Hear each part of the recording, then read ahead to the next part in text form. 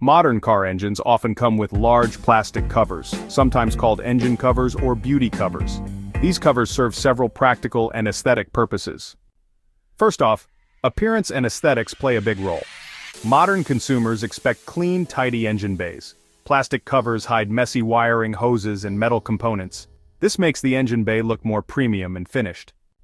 Now let's talk about noise reduction. Plastic covers help dampen engine noise, making the cabin quieter. They reduce vibration sounds and harsh mechanical noise from the engine.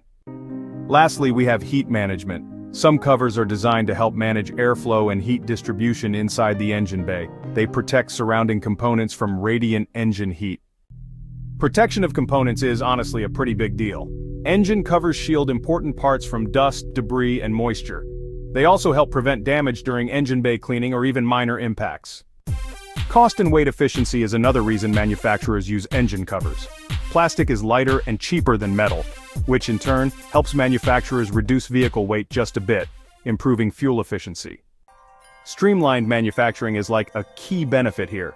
Engine covers make assembling and maintaining modern engines easier and more organized. Components are grouped and routed beneath the covers for efficient production. Now, let's talk about a couple of disadvantages.